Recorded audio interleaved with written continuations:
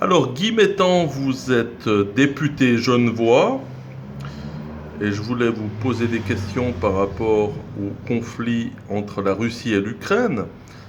Cela fait 25 jours que des combats meurtriers se déroulent entre l'armée russe et l'armée ukrainienne. Quelles sont vos réflexions à ce stade? Bon, d'abord merci pour me donner l'occasion de m'exprimer. Comme tout le monde, les premiers jours de la guerre, j'ai été un peu sidéré, j'étais un peu choqué parce que je ne m'attendais pas à ce que le conflit aille jusque-là, c'est-à-dire jusqu'à une intervention militaire ouverte. Je pensais que la diplomatie réussirait quand même à résoudre ce problème. Malheureusement, ça n'a pas été le cas. Alors voilà, maintenant, il faut faire avec, il faut essayer, mais surtout, il faut d'abord déplorer évidemment les victimes et marquer sa solidarité avec toutes les victimes de quelque bord que ce soit les victimes dans le Donbass, les victimes en Ukraine, les réfugiés, etc. Je crois que c'est la première chose qu'il faut exprimer. Mais ensuite, je dirais tout de suite après, il faut quand même essayer de comprendre pourquoi cette guerre s'est déclenchée. Parce que suffit pas de dire comme un perroquet, Poutine est fou, Poutine est un cinglé, c'est un psychopathe, c'est la réincarnation d'Ivan le Terrible, etc., comme on l'entend trop souvent, pour expliquer la genèse de cette guerre. Je crois que c'est beaucoup plus compliqué que ça. Moi, je vois deux grandes causes à ce conflit, et je dis a éclaté alors même que la veille encore, j'étais convaincu que ça n'aurait pas lieu. Moi, je vois deux grandes causes. La première, c'est qu'effectivement, comme on est en train de le constater ces jours-ci, c'est que les États-Unis étaient en train d'armer l'Ukraine depuis des années. Ils étaient en train de former l'armée ukrainienne, et notamment ces fameux bataillons Azov, bataillons d'extrême droite, qu'on cherche à minimiser chez nous. On a tendance à dire ah, mais les néo-nazis, c'est une toute petite minorité. Ils sont minoritaires au point de vue statistique, mais en réalité, ils ont pénétré toutes les, toutes les arcanes de l'État ukrainien, notamment le ministère de l'Intérieur, le ministère de la Défense et le ministère de l'Éducation. Je rappelle quand même qu'une des avenues qui mène à Babi-Yar, là où a lieu le massacre de 40 000 juifs, il y a une avenue Stepan Bandera, qui est donc le nom même du sympathisant nazi qui avait collaboré avec les SS et qui avait été à l'origine avec ses collègues de la division SS Galicie et qui a massacré, qui a contribué à l'extermination des Juifs d'Ukraine. Donc ça, il faut le rappeler. Et puis, une des raisons aussi, c'est naturellement que cette guerre n'a pas éclaté le 24 février. Elle existe, au fond, elle s'est déclenchée depuis 2014 avec l'insurrection du Donbass, quand à la suite du coup d'État de Maïdan, orchestré par Victoria Nuland, la secrétaire d'État adjointe américaine, qui a été reconfirmée à son poste par Joe Biden, quand cette secrétaire d'État a renversé le gouvernement légal élu et reconnu de Viktor Yanukovych et l'a remplacé par un Yatsenyuk qui était l'obligé des Américains à la suite de ce coup d'État. Et la première décision de ce Yatsenyuk a été d'interdire la langue russe. Et c'est ça qui a provoqué le soulèvement de la Crimée et du Donbass. On tend à l'oublier aujourd'hui parce que ça n'arrange pas le narratif occidental que de le rappeler. Donc cette guerre a commencé au lendemain de ce coup d'État et dure depuis 8 ans, a fait 14 000 morts dans le Donbass, de part et d'autre naturellement de la ligne de front, mais 14 000 morts, ça n'est pas rien. Et comme cette armée ukrainienne s'apprêtait à envahir le Donbass, ça a été trop peu signalé dans la presse occidentale, mais depuis le 15 février, l'armée ukrainienne pilonnait le Donbass. Il y a eu près de 500 morts civils à Donetsk sans que ça n'attire l'attention des médias. Et c'est pour une des raisons, c'est aussi pour empêcher cette liquidation physique des populations du Donbass que cette intervention a eu lieu. Puis la deuxième suite à la volonté ukrainienne de ne pas respecter les accords de Minsk que Kiev avait pourtant signés. Si la médiation européenne faite par Macron et par Scholz, qui sont rendus au Kremlin pour voir Vladimir Poutine, si cette médiation avait été effective, il n'y aurait pas eu de guerre.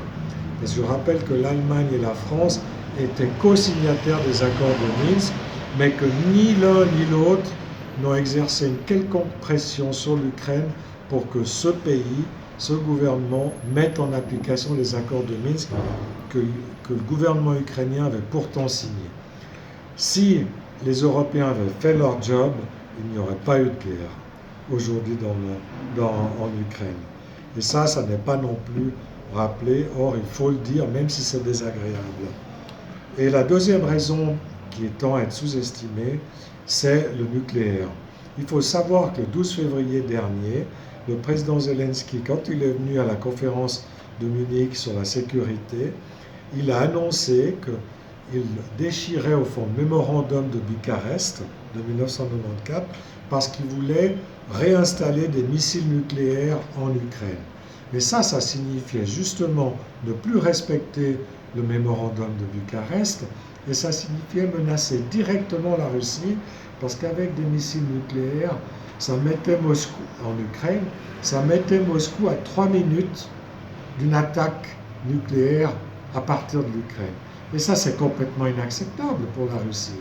N'importe quel pays aurait réagi de la même façon. Quand les Soviétiques avaient voulu mettre des missiles nucléaires à Cuba en 1962, eh bien les États-Unis ont dit « si vous faites ça, on vous détruit ». Ils auraient provoqué une guerre nucléaire si les Soviétiques avaient maintenu leur position. Et on les comprend, parce que pour les États-Unis, ça aurait été inacceptable d'avoir des missiles à 2 ou 3 minutes de leur côte, comme c'est inacceptable aujourd'hui pour les Russes d'avoir des missiles nucléaires aussi près d'eux. Pourquoi ? Parce que ça rend la dissuasion nucléaire impossible à réaliser. Ça veut dire que quand vous avez un tir de ces missiles, vous n'avez pas le temps de réagir et que vous êtes détruit avant même d'avoir pu organiser la riposte, ce qui rend toute la dissuasion nucléaire ineffective.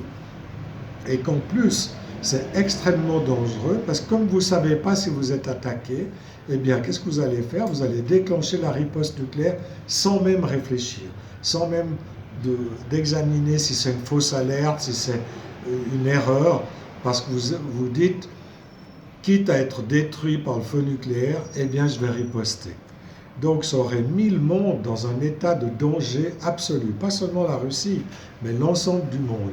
Donc cette décision était complètement aberrante, absurde, criminelle, on peut même dire. Et ça n'a jamais été expliqué par les médias occidentaux. Donc à partir de là, ça ne m'étonne pas qu'on ne comprenne pas, qu'ils ne veuillent pas comprendre les raisons profondes de cette guerre. À en croire de nombreux médias occidentaux, Vladimir Poutine serait isolé et son armée embourbée. Or, la Russie bénéficie d'un certain appui de la Chine et de la neutralité indienne, ainsi que d'autres puissances. N'est-on pas en train d'assister à l'effondrement du nouvel ordre mondial tel que défini par Bush père ? D'abord, je ne crois pas que Poutine soit si isolé que ça, parce que ce n'est pas un seul homme qui décide de tout, contrairement à ce que la doxa occidentale prétend, pas du tout. Ensuite, si vous regardez le dernier sondage fait en Russie, après le début des hostilités par l'Institut Levada. L'Institut Levada est un institut de sondage d'opinion qui est reconnu en Occident parce que justement n'est pas proche du Kremlin. Et le dernier sondage montre que la popularité de Poutine a augmenté après le début des hostilités, ce qui montre qu'il y a un soutien effectif de la population russe, même si ce qu'on appelle les libéralistes, c'est-à-dire les Russes pro-occidentaux, eux évidemment ont exprimé leur mécontentement, ce qu'ils étaient d'ailleurs parfaitement en droit de faire. Donc on voit qu'en réalité, il y a un soutien dans le pays qui est beaucoup plus fort que ce qu'on prétend dans nos médias. Ensuite, si on regarde maintenant la situation sur le plan international, pas sur le plan domestique russe, on constate exactement la même chose. Parce que si on regarde le vote qui a été fait au Conseil de sécurité après l'intervention russe, On constate que seule une quarantaine de pays ont voté contre la résolution américaine, se sont abstenus ou n'ont pas pris part au vote. On constate que ces 40 pays forment 4,5 milliards de la population mondiale. Parce que ça comprend la Chine, ça comprend l'Inde, ça fait déjà 3 milliards, ça comprend le Pakistan, le Brésil, l'Argentine, le Mexique, une quinzaine de pays africains qui font aussi 4 à 500 millions de personnes. Bref, on arrive à un total, à une majorité de la population mondiale qui, au fond, n'exprime pas de soutien à la position occidentale. Donc, si j'étais à la place de l'Occident, je me poserais quand même des questions. On peut même se dire que, suite à ce vote, que c'est peut-être pas la Russie qui s'isole du monde, mais bien l'Europe et l'Occident, qui se coupent du reste de l'humanité, parce que sur ceux qui ont voté la résolution, ils l'ont fait sur des pressions absolument énormes de la diplomatie américaine et européenne.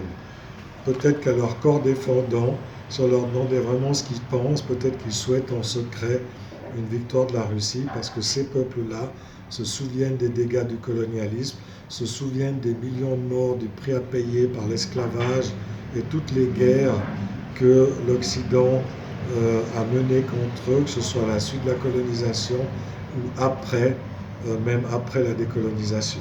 Il faut même rappeler que les États-Unis ont mené une vingtaine d'interventions militaires depuis la fin de l'Union soviétique durant ces 30 dernières années. Fakhouddin Sharafmal est un journaliste afghan. Il a appelé ouvertement au meurtre de femmes et d'enfants russes sur la chaîne ukrainienne Channel 24. Il a notamment cité en exemple Adolf Eichmann. Le journaliste continue de travailler pour la chaîne malgré ses propos infamants. Que pensez-vous du silence radio des médias institutionnels occidentaux sur cette affaire ? Ça montre la duplicité de nos médias, ça montre le double standard auquel ils se soumettent. Et vraiment, je le déplore, parce qu'ils ont toujours tendance à voir la paille qui est dans l'œil de Poutine et jamais la poutre qui est dans le leur, c'est-à-dire l'autocensure d'abord, et puis le déluge de propagande auquel malheureusement ils se livrent. On le voit dans ce conflit. Toutes les fake news qu'ils ont propagées sur l'île aux serpents, comme quoi il y avait cette garnison qui se serait rebellée, qui aurait dit fuck you aux Russes qui voulaient s'emparer de l'île, et auquel Zelensky avait donné une médaille d'honneur et célébré la mort de ces martyrs. On a vu que c'était complètement faux, puisqu'en fait ils étaient 80 et qu'ils se sont rendus aux forces russes sans combattre. Même chose avec le soi-disant bombardement de la centrale atomique de Zaporojié, alors qu'on a montré une photo sur laquelle les Russes auraient bombardé la centrale, alors qu'il s'agissait simplement de fusées éclairantes lancées par un commando ukrainien qui essayait justement de venir combattre les Russes, qui occupaient déjà la centrale depuis 5 jours, donc fake news totale.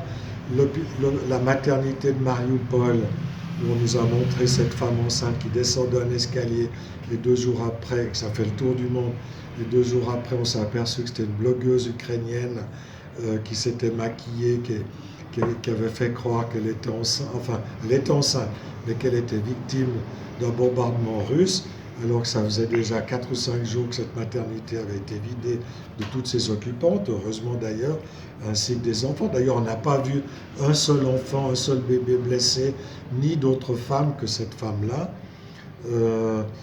Après, on nous a montré encore une femme qui était dans une civière, mais là aussi avec un montage vidéo que j'ai encore regardé hier, qui est vraiment extrêmement suspect. On n'a pas son nom, on ne sait pas qui c'est, donc on ne sait rien du tout. La même chose avec le théâtre de Mariupol, où on avait soi-disant 1300 victimes qui auraient été tuées par un bombardement russe. Et puis on s'aperçoit qu'il n'y a pas eu de bombardement russe et qu'il y a eu, ça a été publié sur le site de la Tribune de Genève vendredi soir, qu'il y a eu 0 mort et 1 blessé sur les 1300 morts qu'on avait prétendu. Et là, pas un mot dans les journaux. Le lendemain, dans le temps, on pouvait encore lire qu'on n'avait pas de nouvelles des victimes, alors même que sur le site de la Tribune, la veille au soir, c'est marqué qu'il y avait 0 victime. Donc constamment, on a des fake news. Et alors, le cas que vous citez de ce journaliste de Channel 24, de Canal 24, chaîne officielle ukrainienne, qui a le culot, mais je dis l'infamie, de se revendiquer de Eichmann en disant écoutez, il faut appliquer vis-à-vis des Russes la même politique qu'Eichmann, c'est-à-dire exécuter tous les enfants russes, parce que pour tuer toute volonté de résistance, Eichmann parlait des Juifs naturellement. Il disait il ne suffit pas de liquider les adultes juifs, il faut liquider aussi les enfants, parce que sinon les enfants reprendront à leur compte évidemment la haine que le massacre de leurs parents aura provoqué chez eux. Donc pour détruire toute possibilité de revanche à l'avenir, il faut tuer non seulement les adultes du juif, mais les enfants. Et ce type a le toupet de reprendre les propos d'Eichmann en les appliquant à la Russie en disant il faut qu'on liquide les enfants russes. Et pas un seul média, pas un seul journaliste en Occident ne reprend ces propos absolument innommables. On voit Bernard-Henri Lévy défiler à Odessa, il ne dit rien, alors qu'il prétend lui-même défendre la judaïté et le judaïsme. Mais c'est un scandale. Si le quart du dixième de ses propos avait été tenu chez nous, ce type serait immédiatement jugé pour incitation à la haine, négation du génocide juif, etc. Et on permet en Ukraine, dans une chaîne officielle, de tenir ces propos. Et après, on vient nous dire qu'en Ukraine, il n'y a pas de néo-nazis. Mais c'est à tomber. C'est vraiment révoltant de voir à quel point, comment on traite l'information dans nos propres pays. Franchement, je trouve ça écœurant. Alors, la journaliste Jennifer Kovo de la RTS utilise la terminologie armée de Vladimir Poutine à propos de l'armée russe. Elle n'aurait probablement jamais utilisé le terme armée de George Bush à propos de l'armée qui a agressé l'Irak en 2003. Que pensez-vous de ce deux poids, deux mesures ? Oui, bon, j'ai pas entendu Jennifer Kovo, donc voilà. Puis moi, j'ai pas l'habitude de m'en prendre personnellement à des gens. En tout cas, j'évite. Et comme j'ai pas entendu ce qu'elle a dit, voilà. Ah, je peux vous le confirmer qu'elle l'a dit. Hein. Oui, bon, ça peut être possible. Ça me choque pas trop, dans le sens que c'est pas infamant de parler d'armée de Poutine. Alors, ça fait partie de toute cette phraséologie, de toute cette terminologie qui consiste au fond à vouloir discréditer, à discriminer l'autre, à le démoniser, à le diaboliser. Alors voilà, ça fait partie de ce vocabulaire-là qu'on applique à Poutine maintenant depuis au moins 15 ou pas 20 ans, mais une quinzaine d'années, je dirais, depuis les années 2007-2008.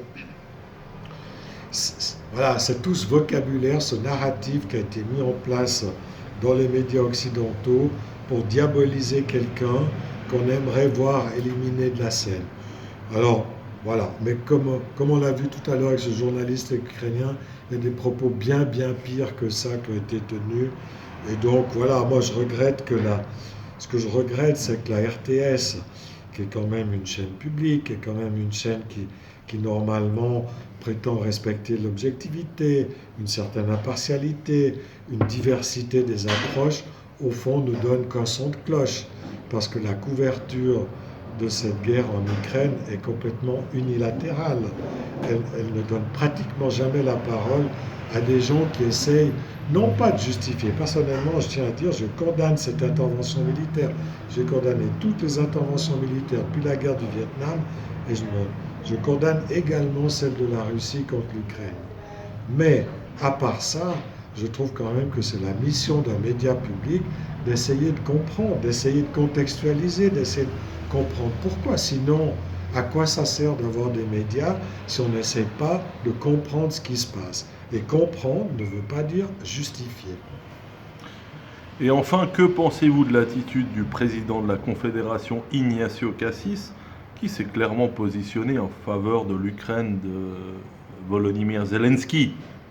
Moi, je trouve absolument lamentable que la Suisse ait bafoué, foulé aux pieds sa neutralité, alors qu'elle n'avait pas besoin de le faire. Parce que on peut venir en aide aux populations souffrantes, à la population ukrainienne, aux réfugiés ukrainiens, tout en respectant la neutralité. On a bien vu que dans tous les conflits précédents, la Suisse avait rempli ce mandat humanitaire, cette compassion nécessaire avec laquelle je me sens solidaire, mais sans renoncer à sa neutralité. Quand les Américains ont envahi l'Irak, la Suisse n'a absolument pas condamné l'agression américaine, ni même pris fait et cause pour les Irakiens bombardés.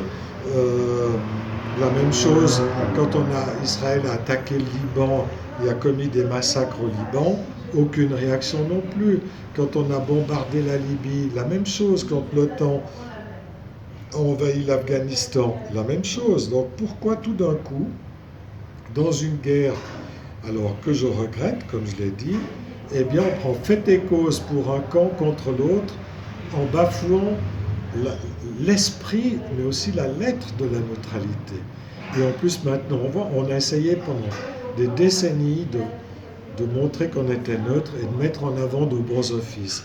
Mais notre réputation est ruinée. Comment peut-on encore faire confiance à un pays qui, sur simple pression, on a résisté aux Allemands, aux nazis pendant la guerre, et là on cède en race campagne parce qu'il y a des pressions américaines. Mais ça n'est pas tenable. Franchement, c'est inexplicable. Et notre réputation pour les bons offices, à mes yeux, est ruinée. Alors, la présidence suisse peut faire des efforts pour essayer d'expliquer, mais il va falloir en dépenser de l'argent et en faire des efforts pour rétablir cette réputation. Et en plus, samedi à Zurich, qu'un président de la Confédération commence à tutoyer un président à Berne, sur la place fédérale, tutoie un président d'un pays en guerre en prenant fait et cause pour lui, alors même que la neutralité est inscrite dans notre Constitution, franchement, je ne comprends pas. Qu'il y ait de la compassion, oui, qu'il y ait une forme de solidarité exprimée avec les gens qui souffrent, 1000 fois oui, mais ça, c'est complètement outrepassé, à mon avis, le rôle et la mission du président d'un pays qui se dit neutre. Merci Guy Mettan.